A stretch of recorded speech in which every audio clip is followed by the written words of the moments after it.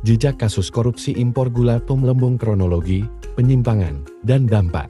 Kejaksaan Agung Kejagung telah menetapkan Thomas Trikasih Lembong atau Tom Lembong sebagai tersangka dalam kasus dugaan korupsi terkait kebijakan impor gula yang diambilnya saat menjabat sebagai Menteri Perdagangan pada periode tahun 2015 sampai tahun 2016. Pemberian izin impor gula tersebut diduga tidak sesuai prosedur dan merugikan negara hingga miliaran rupiah. Berikut adalah kronologi dan detail mengenai kasus yang melibatkan Lembong ini. Kasus ini bermula ketika Lembong mengeluarkan surat izin impor gula kristal mentah GKM sebanyak 105.000 ton kepada PT FP pada tahun 2015. Meskipun pada saat itu, pemerintah telah menyatakan Indonesia dalam kondisi surplus gula. Izin ini diduga bertentangan dengan kesepakatan rapat koordinasi rakor yang diadakan antar kementerian pada Mei tahun 2015. Berdasarkan peraturan yang ada, hanya badan usaha milik negara BUMN yang memiliki hak melakukan impor gula kristal mentah untuk diolah menjadi gula kristal putih JKP. Menurut Direktur Penyidikan pada Jaksa Agung Muda Pidana Khusus Jampinsus, Abdul Kohar, impor gula yang diberikan Lembong tersebut dilakukan tanpa adanya koordinasi dengan instansi terkait dan tanpa rekomendasi dari Kementerian Perindustrian untuk memastikan kebutuhan gula dalam negeri. Hal ini dianggap sebagai pelanggaran prosedur dan mengakibatkan potensi kerugian negara yang diperkirakan mencapai 400 miliar rupiah.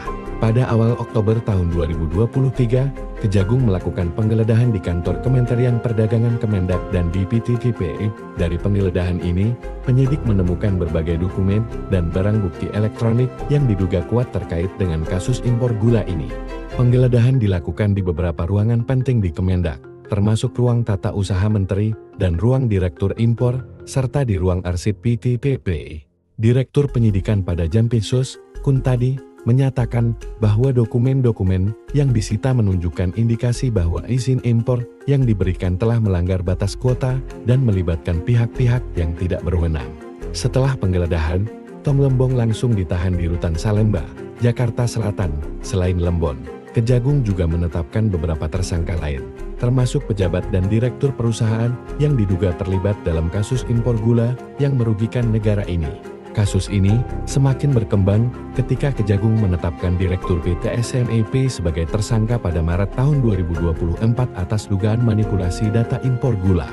PT SMEP diduga melakukan manipulasi kemasan gula kristal putih seolah-olah merupakan gula kristal mentah yang kemudian dijual di pasar dalam negeri. Kasus ini melibatkan kerugian keuangan negara yang signifikan. Kasus ini telah membawa sorotan kembali pada kebijakan impor gula yang kerap menjadi kontroversi di Indonesia.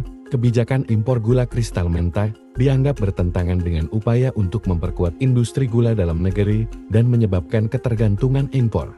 Bahkan, Ketua Himpunan Pengusaha Pribumi Indonesia, Ismat Hasan Putro, menyatakan bahwa impor gula pada masa pemerintahan sebelumnya berpotensi merugikan negara hingga 3 triliun rupiah.